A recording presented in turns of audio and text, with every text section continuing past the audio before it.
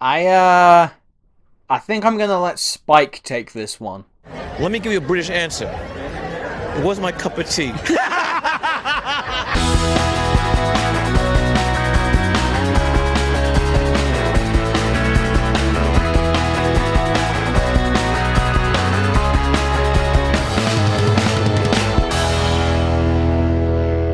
You are one of those lucky people that can travel anywhere. Yes, ma'am, I know. And they sometimes call you nomads.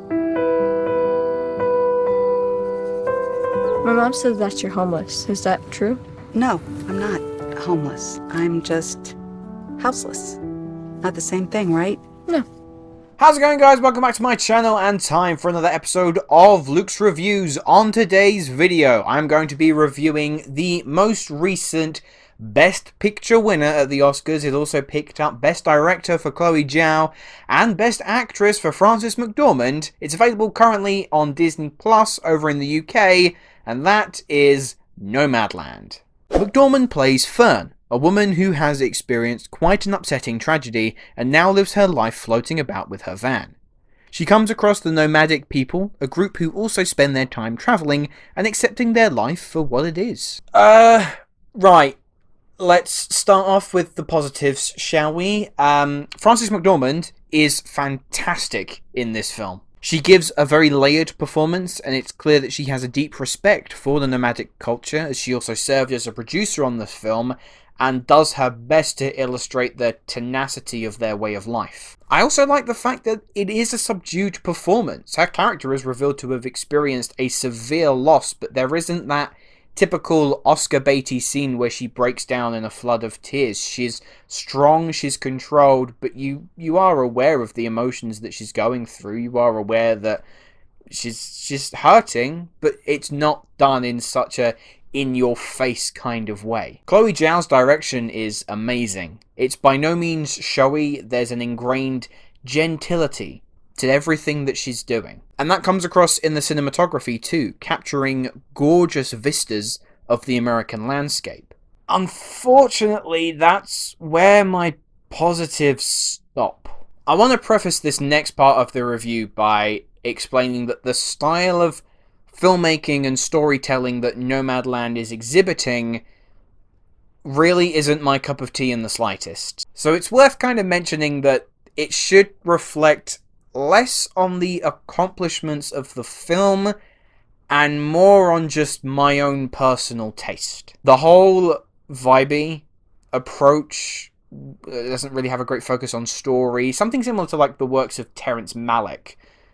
It only really works for me if I can at least latch onto a couple of characters, and I just wasn't able to do that with Nomadland. Fern is interesting, but never someone I emotionally related to. There isn't any dramatic weight to her story or her character. And overall, it wound up being pretty dull and, I hate to say it, boring. Cards on the table right now. I popped this on in the evening. I got into about an hour through the film, and I started dozing off. So I went to bed, and I continued with the film the next morning.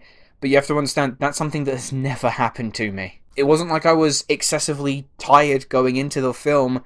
It just didn't pull me in. Admittedly, the trailers and the concept didn't leap out as something that I would emphatically enjoy. But as I do with all movies, I went in with an open mind. Now, I do have some relatively founded critiques with the film, other than just saying it was boring. One of which kind of doubles as a positive. And as I've mentioned, the cinematography in the film is stunning. Sadly, the beauty begins to lessen in impact when you kind of rinse and repeat similar shots. Don't get me wrong, watching the sun rise and set across vast, luscious landscapes is never not beautiful, but I think it relies on that way too much. I'm not being funny, but if I want to kind of see those things, if that interests me, I'll go on Google or I'll find a YouTube video. It's impressive. It's so impressive that Chloé Zhao has been able to find these places across America and capture them. But I'm not the kind of person that will be in constant awe for 2 hours of that kind of thing.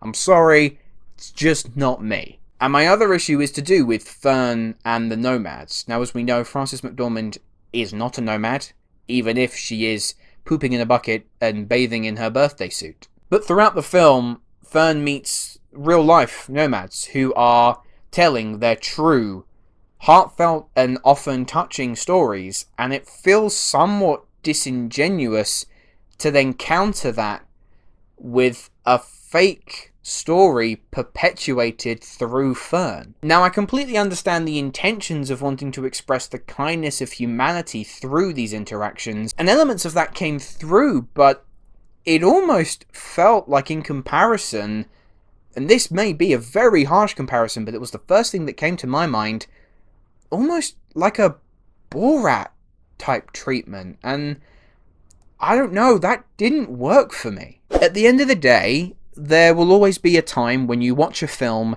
and you just don't find yourself on the level that everyone else appears to be on.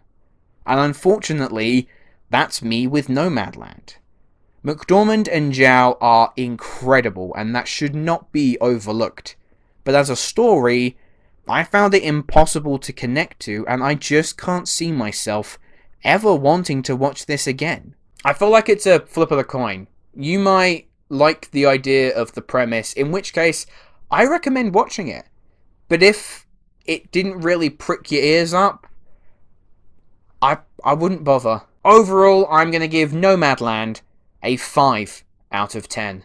Just goes to show you how subjective movies are. Film could win Best Picture and it just doesn't resonate with you. Maybe I'm a cold-hearted bastard, who knows. Anyway guys, those are my thoughts on that film. Let me know, have you seen Nomadland? What did you think? Let me know down in the comments below. And my question to you, I would like to know, is there a Best Picture winner that for one reason or another just didn't click with you? But as always, thank you ever so much for watching, and I will see you in the next video. Hello, thank you so much for watching. I hope you enjoyed the video. If you have, make sure to click that like button, and if you aren't already, click that subscribe button too.